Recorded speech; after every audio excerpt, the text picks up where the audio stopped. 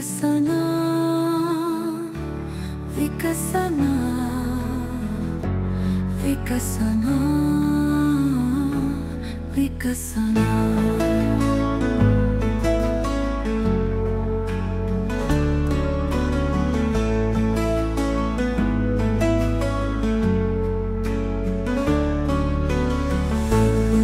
ಹೊಚ್ಚ ಹೊಸ ಶೈಕ್ಷಣಿಕ ಕಾರ್ಯಕ್ರಮ ವಿಕಸನ ನಿಮ್ಮ ನೆಚ್ಚಿನ ನಮ್ಮ ಸ್ವರ್ಣ ವಾಹಿನಿಯಲ್ಲಿ ಪ್ರಸಾರವಾಗಲಿದೆ.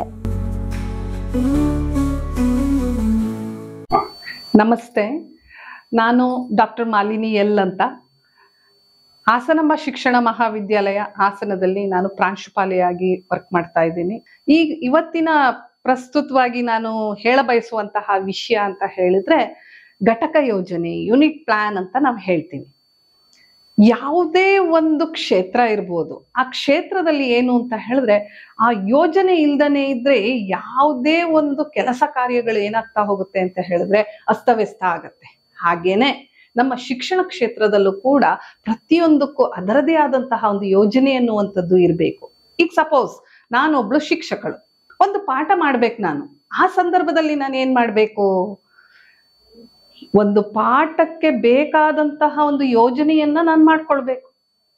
ಒಂದು ಘಟಕ ಇದೆ, ಆ ಘಟಕಕ್ಕೆ ಯೋಜನೆಯನ್ನ ಮಾಡ್ಕೊಳ್ಬೇಕು. ಘಟಕ ಯೋಜನೆಯನ್ನ ಮಾಡ್ಕೊಂಡು ಒಂದು ಪೂರ್ವವಾಗಿ ನಾನು ಒಂದು ಶಾಲೆಯಲ್ಲಿ ಒಂದು ಟೀಚರ್ ಆಗಿದ್ದೀನಿ ಅಂತ ಹೇಳಿದ್ರೆ ಒಂದು ವಾರ್ಷಿಕ ಯೋಜನೆಯನ್ನ ಮಾಡ್ಕೊಳ್ಬೇಕು. ವಾರ್ಷಿಕ ಯೋಜನೆಯ ನಂತರ ಒಂದು ತರಗತಿಯ ಶಿಕ್ಷಕಳಾಗಿ ನಾನು ಒಂದು ಪಾಠವನ್ನ ಮಾಡ್ತೀನಿ ಅಂತ ಹೇಳಿದ್ರೆ ಪಾಠ ಯೋಜನೆಯನ್ನ ತಯಾರಿ ಮಾಡ್ಕೊಳ್ಬೇಕು. ಹಾಗಾದ್ರೆ ಪಾಠ ಯೋಜನೆಯನ್ನ ಮಾಡ್ಕೊಳ್ತೀನಿ ಅಂತ ಹೇಳಿದ್ರೆ ಅದಕ್ಕೆ ಪೂರ್ವವಾಗಿ ನಾನು ಏನ್ ಮಾಡ್ಕೊಳ್ಬೇಕು, ಒಂದು ಘಟಕ ಯೋಜನೆಯನ್ನ ಮಾಡ್ಕೊಳ್ಬೇಕು. ಹಾಗಾಗಿ ಈಗ ಒಂದು ಇಂಜಿನಿಯರ್ನೇ ಉದಾಹರಣೆಯಾಗಿ ತಗೊಳ್ಳಿ. ಒಂದ್ ಮನೆ ಕಟ್ಟಬೇಕು ಅಂತ ಹೇಳಿದ್ರೆ ಹೇಗೆ ಅಸ್ತವ್ಯಸ್ತವಾಗಿ ನಾವು ಮನೆ ಕಟ್ಟೋದಕ್ಕಾಗಲ್ಲ. ಅಂತಹ ಸಂದರ್ಭದಲ್ಲಿ ನಾವು ಕೂಡ ಇಲ್ಲಿ ಒಂದು ಘಟಕ ಅಂತ ಹೇಳಿದಾಗ ಅದಕ್ಕೆ ಅದರದೇ ಆದಂತಹ ಚೌಕಟ್ಟಿನಲ್ಲಿ ಒಂದು ಯೋಜನೆಯನ್ನ ನಾವು ಸಿದ್ಧಪಡಿಸ್ಕೊಳ್ಬೇಕು. ಹಾಗಾದ್ರೆ ಘಟಕ ಯೋಜನೆ ಅನ್ನುವಂಥದ್ದು ಹೇಗೆ, ಎಲ್ಲಿ ಅದು ಪ್ರಾರಂಭ ಆಯ್ತು ಅನ್ನುವಂತಹ ವಿಚಾರಗಳನ್ನ ನಾನು ಹೇಳ್ತಾ ಹೋಗ್ತೀನಿ. 1926ರಲ್ಲಿ H.A. ಮೊರಿಸನ್ ಅನ್ನುವಂಥವ್ರು ಚಿಕಾಗೋ ಯೂನಿವರ್ಸಿಟಿಯಲ್ಲಿ ಈ ಒಂದು ಯೂನಿಟ್ ಪ್ಲಾನ್ ಅನ್ನ ಏನ್ ಮಾಡಿದ್ರು ಅಂತ ಹೇಳಿದ್ರೆ ಪ್ರೌಢಶಾಲಾ ಶಿಕ್ಷಣ ಹಂತದಲ್ಲಿ ಇದನ್ನ ಬಳಕೆಯನ್ನ ಮಾಡ್ಕೊಂಡ್ರು. ಅಲ್ಲಿ ಈಗಲೂ ನಾವು ನೋಡ್ಬೋದು, ಇದು ಗೆಸ್ಟಾಲ್ಟಿಸಮ್ ಅಥವಾ ಸೈಕಾಲಜಿಯಲ್ಲಿ ಬರುವಂತಹ ಗೆಸ್ಟಾಲ್ಟ್ ಥಿಯರಿಯಲ್ಲಿ ಬರುವಂತಹ ಹೋಲಿಸ್ಟಿಕ್ ವ್ಯೂ ಅಂತ ಹೇಳ್ತೀವಿ.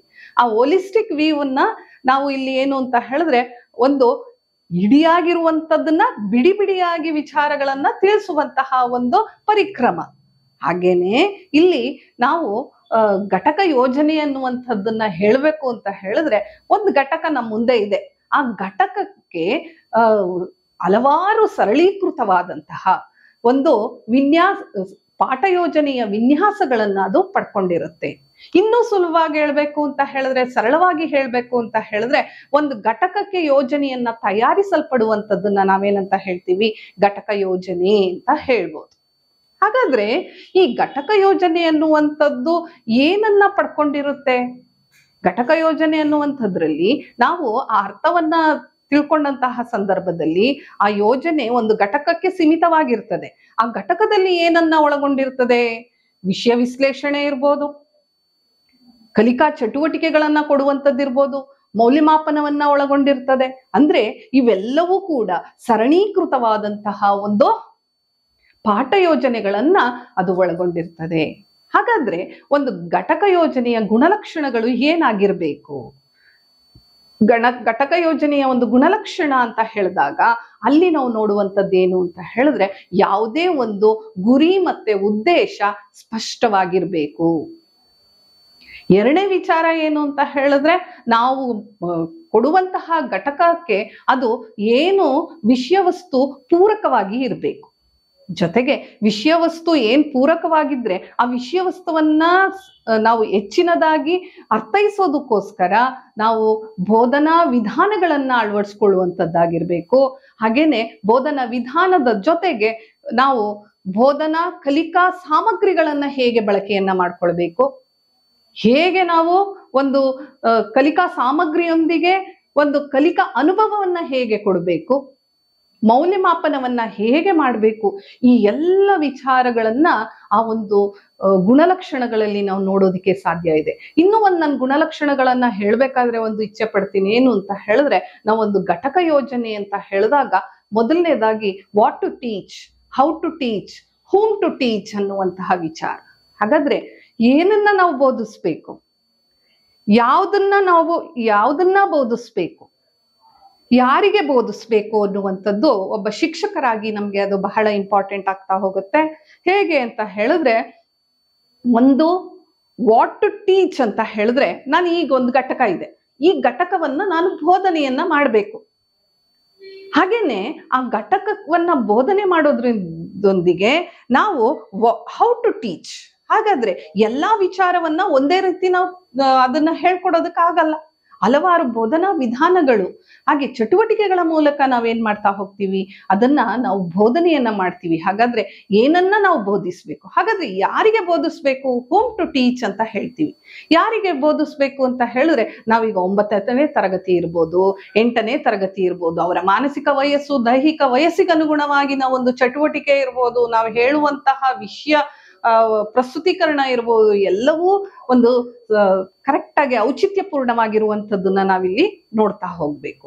ಹಾಗೇನೆ ಈ ಒಂದು ಘಟಕ ಯೋಜನೆ ಅಂತ ಹೇಳಿದಂತಹ ಸಂದರ್ಭದಲ್ಲಿ ನಾವು ಯಾವಾಗ್ಲೂ ಅಷ್ಟೇ ಒಂದು ಘಟಕ ಯೋಜನೆಯನ್ನ ತಯಾರಿ ಮಾಡ್ಬೇಕಾದ್ರೆ ಒಂದಷ್ಟು ಅಂಶಗಳನ್ನ ನಾವೇನ್ ಮಾಡ್ಕೊಳ್ಬೇಕು, ಒಂದು ಘಟಕ ನಮ್ಮ ಮುಂದೆ ಇದೆ ಅಂತ ಹೇಳಿದ್ರೆ ಆ ಅಂಶಗಳನ್ನ ನಾವು ಪರಿಗಣನೆಗೆ ತೆಗೆದುಕೊಳ್ಬೇಕು. ಅದರಲ್ಲಿ 4 ಅಂಶಗಳನ್ನ ನಾನು ಹೇಳೋದಕ್ಕೆ ಇಚ್ಛೆ ಪಡ್ತೀನಿ.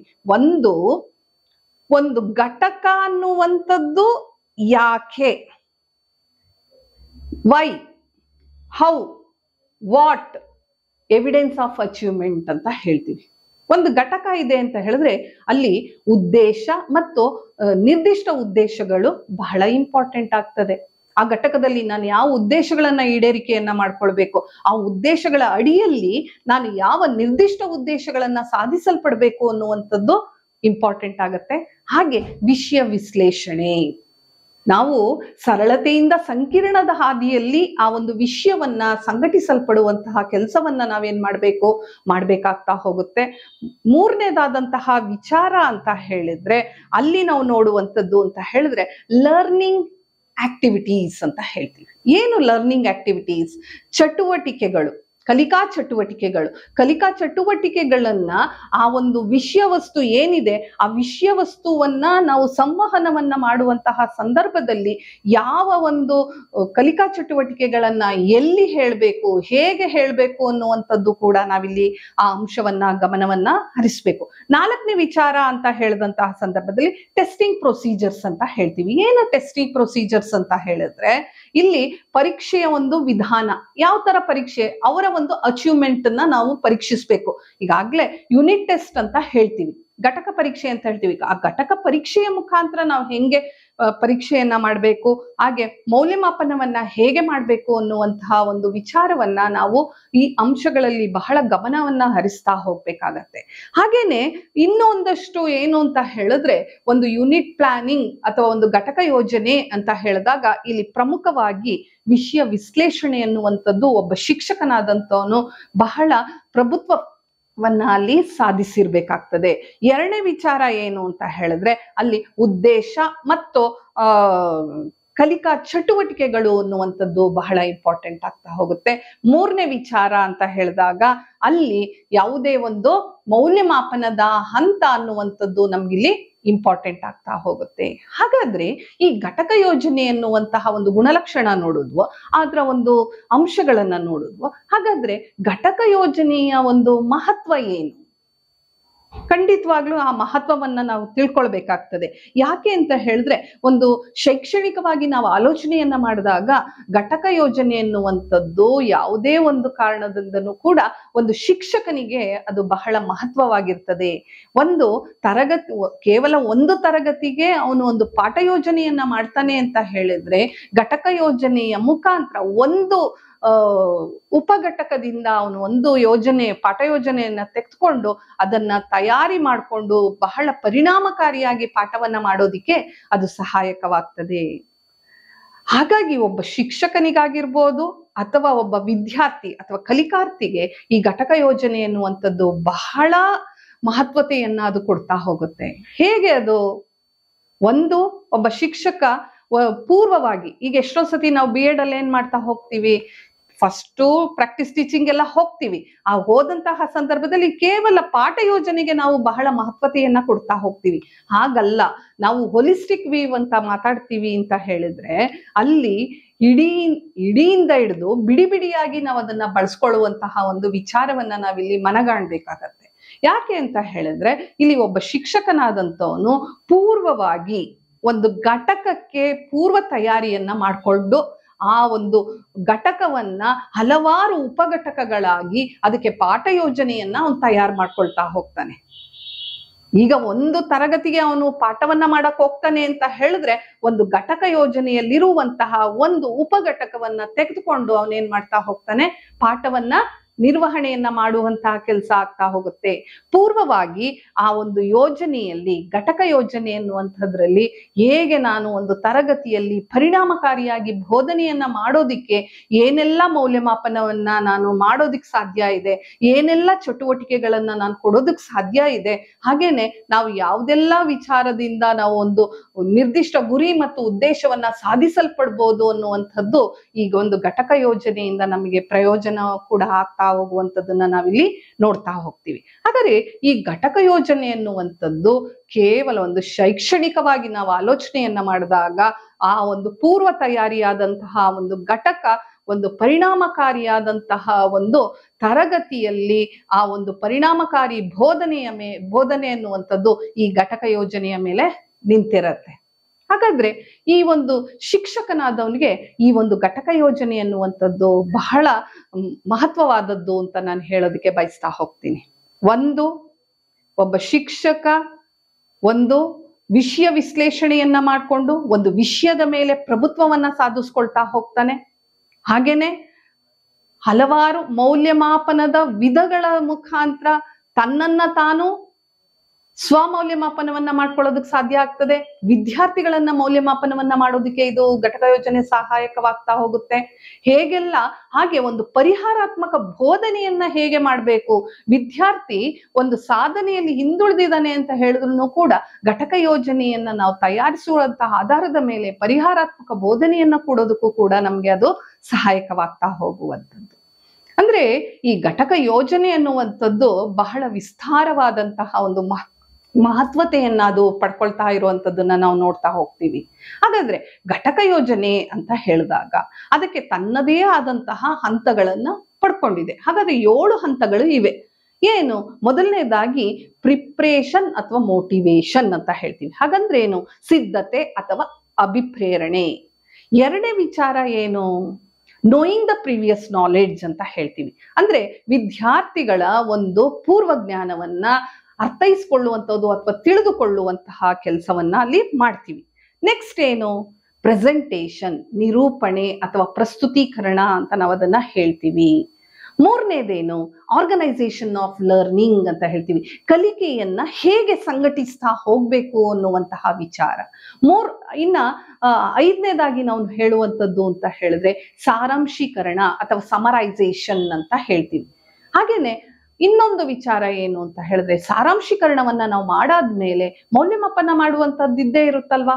ಹಾಗಾದ್ರೆ ರಿವ್ಯೂ ಅಂಡ್ ಡ್ರಿಲ್ ಅಂತ ಹೇಳ್ತೀವಿ. ರಿವ್ಯೂ ಅಂಡ್ ಡ್ರಿಲ್ ಅಂತಾನು ಹೇಳ್ಬೋದು ಅಥವಾ ರೀಕ್ಯಾಪ್ಚುಲೇಷನ್ ಅಂತ ಹೇಳ್ಬೋದು. ಪುನರವಲೋಕನ ಅಂತ ನಾವು ಅದನ್ನ ಹೇಳ್ತಾ ಹೋಗ್ತೀವಿ. ನಂತರ ಈ ಏನು ಕಲ್ತಂತಹ ವಿಚಾರವನ್ನ ಪುನರವಲೋಕನವನ್ನ ಮಾಡಿ ನಾವೇನ್ ಮಾಡ್ತಾ ಹೋಗ್ತೀವಿ ಅಂತ ಹೇಳಿದ್ರೆ ನೆಕ್ಸ್ಟ್ ಮೌಲ್ಯಮಾಪನ ಹಂತಕ್ಕೆ, ಇದು 7ನೇ ಹಂತ ಅಂತ ಹೇಳ್ತೀವಿ. ಮೌಲ್ಯಮಾಪನ ಹಂತಕ್ಕೆ ನಾವು ಹೋಗ್ತೀವಿ. ಹಾಗಾದ್ರೆ ಇವು 7 ಹಂತಗಳು ಕೂಡ ಒಂದು ಘಟಕ ಯೋಜನೆಯ ಪ್ರಮುಖವಾದಂತಹ ಹಂತಗಳು ಅಂತ ನಾವು ಹೇಳ್ಬೇಕು. ಹೌದು, ಒಬ್ಬ ಶಿಕ್ಷಕನ ಮುಂದೆ ಒಂದು ಘಟಕ ಯೋಜನೆ ಇದೆ ಅಂತ ಹೇಳಿದ್ರೆ ಮೊದಲನೇದಾಗಿ ನಾವು ಇಂಟ್ರಡಕ್ಷನ್ ಅನ್ನ ಕೊಡ್ಬೇಕಾಗ್ತಾ ಹೋಗುತ್ತೆ. ಇಂಟ್ರಡಕ್ಷನ್ ಅಂದ್ರೆ ಒಂದು ಪ್ರಿಪರೇಟರಿ ಅಂತ ಹೇಳ್ತೀವಿ.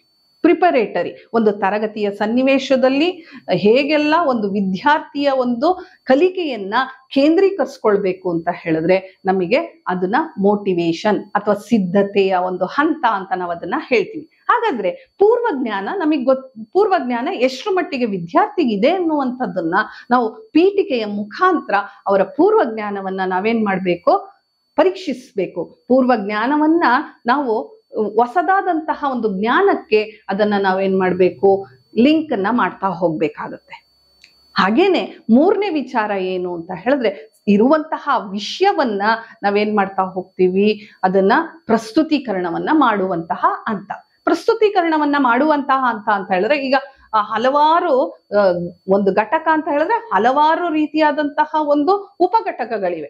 ಒಂದು ಸಬ್ ಯೂನಿಟ್ ಇದೆ ಅಥವಾ ಒಂದು ಉಪಘಟಕ ಇದೆ ಅಂತ ಹೇಳಿದ್ರೆ, ಅದರಲ್ಲಿ ಬರುವಂತಹ ಒಂದು ವಿಚಾರವನ್ನ, ಪ್ರೀವಿಯಸ್ ನಾಲೆಡ್ಜ್ ಅನ್ನ ನಾವು ತಿಳ್ಕೊಂಡು ನೆಕ್ಸ್ಟ್ ಪ್ರೆಸೆಂಟೇಷನ್ ಅಲ್ಲಿ ಹೇಗೆ ಅದನ್ನ ನಾವು ಪ್ರಸ್ತುತೀಕರಣಗೊಳಿಸ್ಬೇಕು, ಏನ್ ಕಂಟೆಂಟ್ ಅನಾಲಿಸಿಸ್ ನ ಮಾಡ್ಬೇಕು, ವಿಷಯ ವಿಶ್ಲೇಷಣೆಯನ್ನ ಮಾಡ್ಬೇಕು, ಅದಕ್ಕೆ ಪೂರಕವಾದಂತಹ ಒಂದು ಕಂಟೆಂಟ್ ಅಲ್ಲಿ ಇರುವಂತಹ ಒಂದು ಸರಳತೆಯಿಂದ ಸಂಕೀರ್ಣದ ಹಾದಿಯಲ್ಲಿ ಅದನ್ನ ಅರೇಂಜ್ ನ ಮಾಡುವಂತದ್ದಾಗಿರ್ಬೋದು, ಅದಕ್ಕೆ ಲರ್ನಿಂಗ್ ಆಕ್ಟಿವಿಟೀಸ್ ಅನ್ನ ನಾವು ಅದನ್ನ ಕಲಿಕಾ ಚಟುವಟಿಕೆಗಳನ್ನ ಅದ್ರೊಳಗೆ ಇನ್ಕಾರ್ಪೊರೇಟ್ ಮಾಡುವಂತದ್ದಾಗಿರ್ಬೋದು.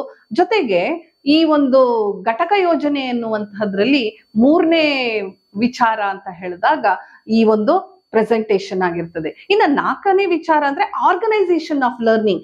ಈ ಕಂಟೆಂಟಿಗೆ ಈ ಒಂದು ವಿಷಯ ವಸ್ತು ಇದೆ ಅಂತ ಹೇಳಿದ್ರೆ, ಆ ವಿಷಯ ವಸ್ತುವಿಗೆ ಏನನ್ನ ನಾನು ಲರ್ನಿಂಗ್ ಆಕ್ಟಿವಿಟೀಸ್ ಅನ್ನ ಕೊಡ್ತಾ ಹೋಗ್ಬೋದು. ಲರ್ನಿಂಗ್ ಅನ್ನ ಆರ್ಗನೈಸೇಷನ್ ಮಾಡುವಂಥದ್ದು, ಕಲಿಕೆಯನ್ನ ಸಂಘಟಿಸುವಂಥದ್ದು. ರಿವ್ಯೂ ಅಂಡ್ ಡ್ರಿಲ್ ಅಂತ ನಾನು ಹೇಳಿದೆ. ಹಾಗಾದ್ರೆ ಅದನ್ನ review and drill or bar it is an recapitulation ಅಂತ ಹೇಳ್ತೀವಿ, ಪುನರವಲೋಕನ ಅಂತ ಹೇಳ್ತೀವಿ. ಒಂದು ಪಾಠಕ್ಕೆ ಸಂಬಂಧಿಸಿದಂತಹ, ಘಟಕಕ್ಕೆ ಸಂಬಂಧಿಸಿದಂತಹ ಪ್ರಶ್ನೆಗಳನ್ನ ನಾವೇನ್ ಮಾಡ್ತಾ ಹೋಗ್ತೀವಿ, ಅಲ್ಲಿ ಎಷ್ಟೊಂದು ಉಪಘಟಕಗಳಿವೆ. ಆ ಉಪಘಟಕಗಳಿಗೆ ಸಂಬಂಧಿಸಿದಂತಹ ಹಲವಾರು ಪ್ರಶ್ನೆಗಳನ್ನ ನಾವು ಪುನರವಲೋಕನವನ್ನ ಮಾಡ್ತಾ ಹೋಗ್ತೀವಿ. ಹಾಗೇನೆ ಇಲ್ಲೂ ಕೂಡ ನಾವು ಏನ್ ಮಾಡ್ತಾ ಹೋಗ್ತೀವಿ ಅಂತ ಹೇಳಿದ್ರೆ, ಕೊನೆಯದಾಗಿ ನಾವು ಮೌಲ್ಯಮಾಪನ ಹಂತಕ್ಕೆ ಬರ್ತೀವಿ. 7ನೇ ಹಂತ ಇದು.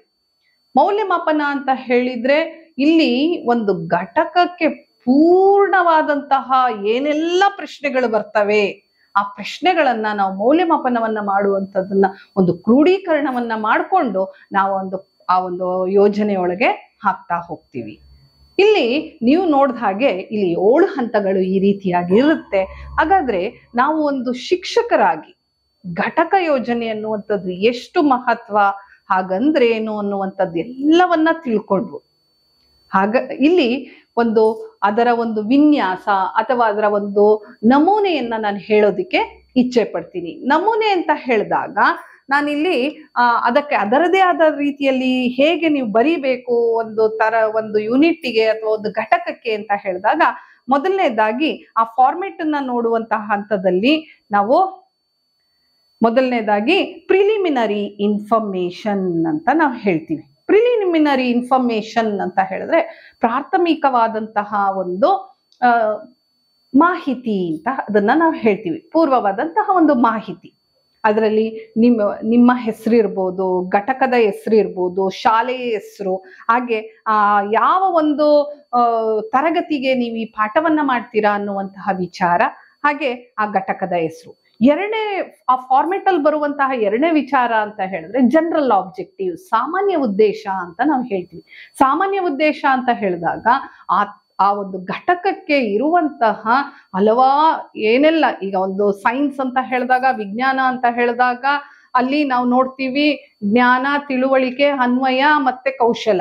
ಹಾಗೆ ಲ್ಯಾಂಗ್ವೇಜ್ ಅಂತ ಬಂದ್ಬಿಟ್ರೆ ನಾವು ಯಾವ್ದನ್ನ ಹೇಳ್ಬೋದು, ಒಂದು ಜ್ಞಾನ, ಗ್ರಹಿಕೆ, ಅಭಿವ್ಯಕ್ತತೆ ಮತ್ತೆ ಪ್ರಶಂಸೆ. ಇವನ್ನ ನಾವು ಗಮನದಲ್ಲಿಟ್ಕೊಂಡು ಏನ್ ಮಾಡ್ತಾ ಹೋಗ್ತೀವಿ ಅಂತ ಹೇಳಿದ್ರೆ, ಅಲ್ಲಿ ಸಾಮಾನ್ಯ ಉದ್ದೇಶಗಳನ್ನ ನಾವು ಲಿಸ್ಟ್ ಮಾಡ್ಬಿಡ್ತೀವಿ. ಒಂದು ಘಟಕಕ್ಕೆ ಬೇಕಾಗಿರುವ ಎಲ್ಲ ಸಾಮಾನ್ಯ ಉದ್ದೇಶಗಳನ್ನ ನಾವು ಲಿಸ್ಟ್ ಮಾಡ್ತೀವಿ. ನಂತರ ಇನ್ಸ್ಟ್ರಕ್ಷನಲ್ ಆಬ್ಜೆಕ್ಟಿವ್ಸ್ ಅಥವಾ ಸ್ಪೆಸಿಫಿಕ್ ಆಬ್ಜೆಕ್ಟಿವ್ಸ್ ಅಂತ ಹೇಳ್ತೀವಿ. ನಿರ್ದಿಷ್ಟ ಉದ್ದೇಶಗಳು ಆ ಪಾಠಕ್ಕೆ ಏನೆಲ್ಲ ಬರುತ್ತೆ ಅದನ್ನೆಲ್ಲದನ್ನು ನಾವೇನ್ ಮಾಡ್ತಾ ಹೋಗ್ತೀವಿ, ಅಲ್ಲಿ ಒಂದು ಪಟ್ಟಿಯನ್ನೇ ಅದನ್ನ ಮಾಡ್ತಾ ಹೋಗ್ತೀವಿ. ಜೊತೆಗೆ ಈಗಿನ ಒಂದು ವಿಚಾರವನ್ನ ನಾವು ನೋಡಿದಾಗ ಸ್ಪ್ರೆಡ್ ಓವರ್ ಅಂತ ಹೇಳ್ತೀವಿ. Spread over of the concept. ಈಗ ನೀವು ಮಾಡಿರುವಂತಹ ಘಟಕವನ್ನ ಆ ವಿದ್ಯಾರ್ಥಿ ಪೂರ್ವವಾಗಿ ಅಲ್ಪವಾಗಿ 6ನೇ ಕ್ಲಾಸಲ್ಲಿ ಕಲ್ತಿರ್ಬೋದು, 5ನೇ ಕ್ಲಾಸಲ್ಲಿ ಕಲ್ತಿರ್ಬೋದು, ಅಥವಾ 8ನೇ ಕ್ಲಾಸಲ್ಲಿ ಈಗ ಮಾಡ್ತಿದ್ದೀರಾ ಅಂತ ಹೇಳಿದ್ರೆ ಈಗ ಪ್ರಸ್ತುತವಾಗಿ ಮಾಡ್ತಿರುವಂತದ್ದು, ಅಥವಾ 9ನೇ ತರಗತಿಯಲ್ಲಿ ಆ ಒಂದು ಯೂನಿಟ್ಗೆ ಸಂಬಂಧಿಸಿದ ಇನ್ನೂ ಹೆಚ್ಚಿನದಾಗಿರ್ಬೋದು. ಆ ಒಂದು ಅಂಶವನ್ನ ನಾವು ಒಂದು ಕಾಲಮ್ಗಳಲ್ಲಿ ಹಾಕೊಂಡು ಯಾವ್ಯಾವ ಒಂದು ತರಗತಿಯಲ್ಲಿ ಯಾವ ವಿಚಾರ ಇತ್ತು ಅಂತ ನಾವಿಲ್ಲಿ ಅದೊಂದು ಲಿಸ್ಟ್ ನ ಮಾಡ್ಬೋದು. ಹಾಗೇನೆ 5ನೇದಾಗಿ ಸಬ್ ಯೂನಿಟ್ ಲಿಸ್ಟ್ ಅಂತ ಹೇಳ್ತೀವಿ. ಒಂದು ಯೂನಿಟ್ ಇದೆ ಅಥವಾ ಒಂದು ಘಟಕ ಇದೆ ಅಂತ ಹೇಳಿದಾಗ ಅದ್ರಲ್ಲಿ ಬರುವಂತಹ ಒಂದು ಹಲವಾರು ಉಪಘಟಕಗಳನ್ನ ನಾವು ಇಲ್ಲಿ ಪಟ್ಟಿ ಮಾಡ್ಬೇಕಾಗ್ತದೆ. 6ನೇ ವಿಚಾರ ಏನು ಅಂತ ಹೇಳಿದ್ರೆ ಟೀಚಿಂಗ್ ಲರ್ನಿಂಗ್ ಮೆಟೀರಿಯಲ್ ಅಂತ, ಕಲಿಕಾ ಸಾಮಗ್ರಿಗಳು ಅಂತ ಹೇಳ್ತೀವಿ. ಆ ಒಂದು ಪ್ರತಿಯೊಂದು ಉಪಘಟಕಕ್ಕೆ ಏನೆಲ್ಲ ಒಂದು ಕಲಿಕಾ ಚಟುವಟಿಕೆಗೆ ಬೇಕಾದಂತಹ ಒಂದು ಕಲಿಕಾ ಸಾಮಗ್ರಿಗಳು ಅಥವಾ ಟೀಚಿಂಗ್ ಏಡ್ಸ್ ಏನ್ ಬೇಕು ಅಂತ ನಾವಿಲ್ಲಿ ಲಿಸ್ಟ್ ಹಾಕೊಳ್ಬೇಕಾಗ್ತದೆ. ಹಾಗೆ ಟೀಚಿಂಗ್ ಲರ್ನಿಂಗ್ ಮೆಟೀರಿಯಲ್ ಜೊತೆಗೆ ನಾವು ಒಂದು ಪಾಠ ಸ್ಟಾರ್ಟ್ ಮಾಡ್ತೀವಿ ಅಥವಾ ಅದಕ್ಕೊಂದು ಲೆಸನ್ ಪ್ಲಾನ್ ಬರೀತೀವಿ, ಒಂದು ಯೂನಿಟ್ ಪ್ಲಾನ್ ಬರೀತೀವಿ ಅಂತ ಹೇಳಿದ್ರೆ ಮುಂಚೆನೆ ನಾವು ಆ ಘಟಕಕ್ಕೆ ಒಂದು ಜ್ಞಾನಾತ್ಮಕ ನಕ್ಷೆ ಕಾಗ್ನಿಟಿವ್ ಮ್ಯಾಪಿಂಗ್ ಅನ್ನ ಹಾಕ್ತಾ ಹೋಗ್ಬೇಕಾಗತ್ತೆ. ಕಾಗ್ನಿಟಿವ್ ಮ್ಯಾಪಿಂಗ್ ಆದ್ಮೇಲೆ ನಾವು ಡೆವಲಪ್ಮೆಂಟಲ್ ಸ್ಟೇಜ್ ಅಲ್ಲಿ ಒಂದು ಯೂನಿಟ್ ಪ್ಲಾನ್ ಅನ್ನ ಸುದೀರ್ಘವಾಗಿ ಏನ್ ಮಾಡ್ತಾ ಹೋಗ್ತೀವಿ, ಬರಿತಾ ಹೋಗ್ತೀವಿ. ಅಲ್ಲಿ ನಾವು ಕಂಡು ಬರುವಂತಹ ವಿಚಾರ ಅಂತ ಹೇಳಿದ್ರೆ ಒಂದು ಸಬ್ ಯೂನಿಟ್ ಕಾಲಮ್, ಇನ್ನೊಂದು ನಾವು ನೋಡುವಂತಹ ವಿಚಾರ ಅಂತ ಹೇಳಿದ್ರೆ ಕಂಟೆಂಟ್ ಆಕ್ಟಿವಿಟೀಸ್ ಇರ್ಬೋದು, ನಿರ್ದಿಷ್ಟ ಉದ್ದೇಶಗಳಿರ್ಬೋದು, ಹಾಗೆ ಒಬ್ಬ ಶಿಕ್ಷಕನ ಚಟುವಟಿಕೆ ಇರ್ಬೋದು, ಟೀಚಿಂಗ್ ಏಡ್ಸ್ ಇರ್ಬೋದು, ಯಾವ್ದೆಲ್ಲ ತಂತ್ರ ಮತ್ತು ಸಾಧನಗಳನ್ನ ಬಳಸ್ತೀವಿ ಅನ್ನುವಂಥದ್ದು ಇರ್ಬೋದು, ಮೌಲ್ಯಮಾಪನದ ಹಂತ ಇರ್ಬೋದು. ಈ ಒಂದು ಫಾರ್ಮೆಟ್ ಅನ್ನ ಇಟ್ಕೊಂಡು ಆಮೇಲೆ ಆ ಒಂದು ಯೂನಿಟ್ಗೆ ಬೇಕಾದಂತಹ ಅಥವಾ ಘಟಕಕ್ಕೆ ಬೇಕಾದಂತಹ 9ನೇದಾಗಿ ಏನೆಲ್ಲಾ ನಾವು ಚಟುವಟಿಕೆಯನ್ನ ಒಂದೊಂದು ಪಾಠದಲ್ಲಿ ಒಂದೊಂದು ಸಬ್ ಯೂನಿಟ್ ಅಲ್ಲಿ ಮಾಡ್ತೀವಿ ಅದನ್ನ ಲಿಸ್ಟ್ ನ ಮಾಡ್ಬೇಕು. ಆಗ ನಮಗೆ ಅದು ಬಹಳ ಎಫೆಕ್ಟಿವ್ ಆಗಿ ಮೂಡ್ ಬರ್ತಾ ಹೋಗುತ್ತೆ, ಅಂದ್ರೆ ಪರಿಣಾಮಕಾರಿಯಾಗಿ ಮೂಡ್ ಬರ್ತಾ ಹೋಗುತ್ತೆ.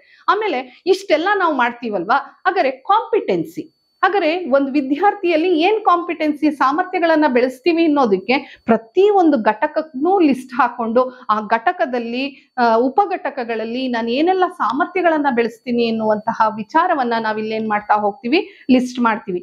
ಆ ತದನಂತರ ಬ್ಲೂ ಪ್ರಿಂಟ್ ಅಂತ ಹೇಳ್ತೀವಿ, ನೀಲಿ ನಕಾಶೆಯ ಬಗ್ಗೆ ಹೇಳ್ತಾ ಹೋಗ್ತೀವಿ. ಆಗ್ಲೇ ಹೇಳಿದಾಗೆ ವೇಟೇಜ್ ಟು ದಿ ಆಬ್ಜೆಕ್ಟಿವ್, ಪ್ರಶ್ನವಾರು ಹಾಗೇನೆ ವಿಷಯವಾರುಗೆ ನಾವು ಇಂಪಾರ್ಟೆನ್ಸ್ ಅನ್ನ ಕೊಡ್ತಾ ಹೋಗ್ತೀವಿ.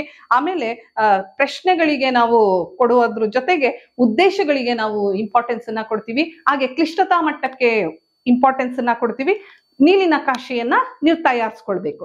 ನೀಲಿ ನಕಾಶೆಯನ್ನ ತಯಾರಿಸ್ಕೊಂಡಾದ್ಮೇಲೆ ಕ್ವಶನ್ ಪೇಪರ್ ಅನ್ನ ತಯಾರಿ ಮಾಡ್ಕೊಂಡು ನಂತರ ಸ್ಕೋರಿಂಗ್ ಕೀ ಆನ್ಸರ್ ಸ್ಕೀಮ್ ಅನ್ನ ರೆಡಿ ಮಾಡಬೇಕು. ತದನಂತರ ಅದನ್ನ ಉಪಸಂಹಾರವನ್ನ ಮಾಡಿ ಈ ಒಂದು ಘಟಕ ಯೋಜನೆಯನ್ನ ಮಾಡ್ಬೇಕಾದ್ರೆ ಏನೆಲ್ಲ ಪರಾಮರ್ಶಿತ ಗ್ರಂಥಗಳನ್ನ ನೀವು ಬಳಕೆ ಮಾಡ್ಕೊಂಡಿದ್ದೀರಾ ಅಂತ ಈ ಪಫಾರ್ಮದಲ್ಲಿ ಹೇಳ್ಬೇಕು. ಇದು ಒಂದು ಉತ್ತಮವಾಗಿ ನಾವು ಮಾಡ್ಬೇಕಾದಂತಹ ಒಂದು ಘಟಕ ಯೋಜನೆಯ ವಿಚಾರಗಳು. ಈ ಪಫಾರ್ಮ್ ಅನ್ನ ನಾವು ಬಳಸ್ಕೊಂಡು ಮಾಡ್ಕೊಳ್ತೀವಿ ಅಂತ ಹೇಳಿದ್ರೆ ಅತ್ಯುತ್ತಮವಾದಂತಹ ತರಗತಿಯಲ್ಲಿ ಬೋಧನಾ ಮತ್ತು ಕಲಿಕೆಯ ಪ್ರಕ್ರಿಯೆ ಬಹಳ ಪರಿಣಾಮಕಾರಿಯಾಗಿ ಮೂಡ್ ಬರುತ್ತೆ ಅಂತ ಹೇಳೋದಕ್ಕೆ ಇಚ್ಛೆ ಪಡ್ತೀನಿ. ಹಾಗೇನೆ ಈ ಒಂದು ವಿಚಾರಕ್ಕೆ ಸಂಬಂಧಿಸಿದ ಹಾಗೆ ಹಲವಾರು ಪರಾಮರ್ಶಿತ ಗ್ರಂಥಗಳನ್ನ ನೀವು ಓದ್ಬೋದು. ಅದರಲ್ಲಿ ಇಂಗ್ಲಿಷ್ ಮೀಡಿಯಂ ಅಲ್ಲೂ ಇದೆ, ಹಾಗೆ ಕನ್ನಡ ಮೀಡಿಯಂ ಅಲ್ಲೂ ಇದೆ. ನಿಮ್ಮ ಒಂದು ಮೆಥಡಾಲಜಿ ಬುಕ್ಗಳಲ್ಲೂ ಕೂಡ ಇದನ್ನ ಏನ್ ಮಾಡಿರ್ತಾರೆ, ಹೇಳಿರ್ತಾರೆ. ಹಾಗೆ ಮೌಲ್ಯಮಾಪನ ಅನ್ನುವಂತಹ ಯಾವುದೇ ಒಂದು ಮೌಲ್ಯಮಾಪನ ಶಿಕ್ಷಣಕ್ಕೆ ಸಂಬಂಧಿಸಿದ ಮೌಲ್ಯಮಾಪನದ ಪುಸ್ತಕಗಳಲ್ಲೂ ಕೂಡ ಈ ಒಂದು ವಿಚಾರವನ್ನ ನೀವು ರೆಫರ್ ಮಾಡ್ತಾ ಹೋಗ್ಬೋದಾಗುತ್ತೆ. ಹಾಗಾಗಿ ಈ ಮೌಲ್ಯಮಾಪನಕ್ಕೆ ಏನೆಲ್ಲ ಬೇಕು, ಅದ್ರ ಜೊತೆಗೆ ಈ ಒಂದು ಪೂರ್ವ ತಯಾರಿನೂ ಒಬ್ಬ ಶಿಕ್ಷಕನಿಗೆ ಬೇಕು ಅನ್ನುವಂಥದ್ದು ಹೇಳ್ತಾ, ನಾನು ಉತ್ತಮ ಒಬ್ಬ ಶಿಕ್ಷಕನಾಗ್ಬೇಕು ಅಂತ ಹೇಳಿದ್ರೆ ಅವನು ಯಾವಾಗ್ಲೂ ಪ್ಲಾನ್ ಅಲ್ಲೇ ಇರ್ಬೇಕು. ಅಂದ್ರೆ ಅವನು ಘಟಕ ಯೋಜನೆಯನ್ನ ಮಾಡ್ಕೊಂಡು ಪೂರ್ವ ತಯಾರಿಯಾಗಿರ್ಬೇಕು. ಪ್ರತಿನಿತ್ಯದ ಒಂದು ತರಗತಿಗೂ ಕೂಡ ಅವನೇನಾಗ್ತಾ ಹೋಗ್ಬೇಕು, ಆ ಘಟಕ ಯೋಜನೆಯಿಂದ ಒಂದು ಉಪಘಟಕವನ್ನ ತೆಗೆದುಕೊಂಡು ಪರಿಣಾಮಕಾರಿಯಾಗಿ ಪಾಠವನ್ನ ಮಾಡ್ಬೇಕು ಅಂತ ಹೇಳ್ತಾ ನನ್ಗೆ ಕೊಟ್ಟಂತಹ ಅವಕಾಶವನ್ನ ಅವ್ರಿಗೆ ವಂದಿಸ್ತಾ ನನ್ನ ಈ ಮಾತುಗಳನ್ನ ಮುಗಿಸ್ತೇನೆ. ನಮಸ್ತೆ.